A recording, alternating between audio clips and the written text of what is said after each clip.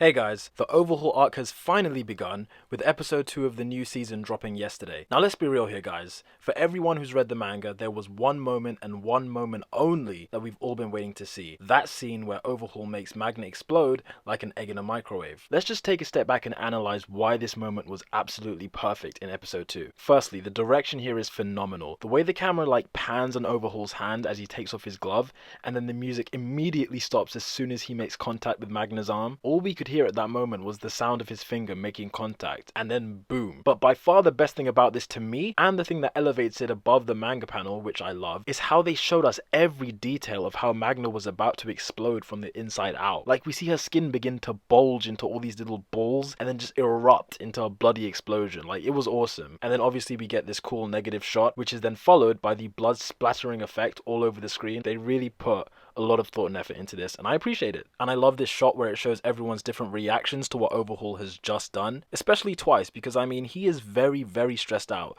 after being the one to bring Overhaul to the base, only for him to kill one of your members. But you know, I'm kind of the opinion that Magne deserved it, because think about it, if you live in a world where 80% of people have superpowers, you better be sure that your quirk is unbeatable before you go around threatening people you know nothing about, right? Sadly, this is not a lesson that anyone taught Magne, so you hate to see it. Also, rest in peace to this man.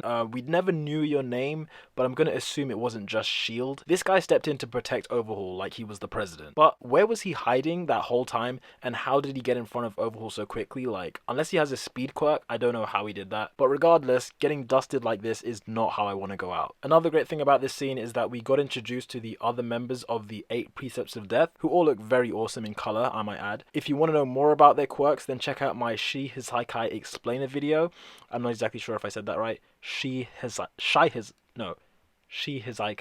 Shihizaikai, whatever. And finally, the last highlight of this scene was Mr. Compress having his quirk stripped away and then getting his arm eviscerated in one swoop. And I can't be the only one who thought the reaction of Overhaul's skin was kinda gross. No wonder he was so angry with people touching him. And regarding the actual plot now, instead of just the fight scenes I guess, it was kinda cool to see Overhaul roast Shigaraki over his mismanagement of the League of Villains, mainly because he's not wrong. Shigaraki, at this point in the story at least, has yet to display any of the leadership or resourcefulness when compared to All For One, but we do start to see the beginnings of that potential. He maintained a bit of restraint in not letting Toga go after the Shihizaikai, and he kind of begins to mull over what Overhaul said to him about needing a plan. So this is kind of planting the seeds of potentially what is to come. But let's get into the remainder of the episode. So it was pretty decent. I didn't have any complaints. We managed to get an extra scene with the big three where Mirio makes another dad joke that once again falls flat, but I appreciate the effort. And I know some people were complaining online about how Mirio looks this season, and when compared to the manga I can kind of see that criticism, but I would say that when I was watching this episode, when he's in motion,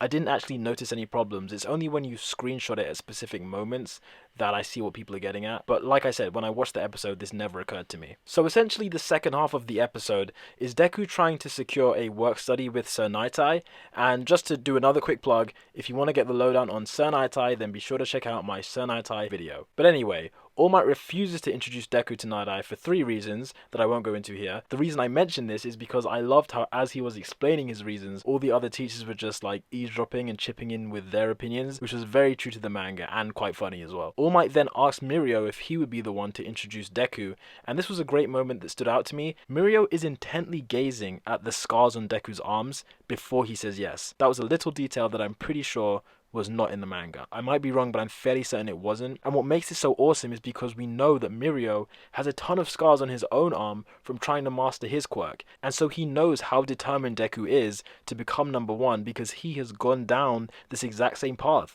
of mastering a quirk that was, at first, very harmful to use. And finally, the episode ends with this shot of Sir Nighteye watching old All Might YouTube videos before Deku and Mirio just burst in, only to discover that Nighteye is basically delivering some kind of extreme tickle torture, which if you see it out of context is pretty bizarre, but the reason this was happening is because Nighteye values humor and laughter so ridiculously highly, and that was the reason why before they entered the building, Mirio kind of warned Deku to make Nighteye laugh before the meeting was over. I love how the director added this extra scene of Midoriya practicing his All Might impression over the years. That was absolutely brilliant. However, Nighteye takes this attempt at humor completely the wrong way, and that's how the episode ends, on a pretty light-hearted note.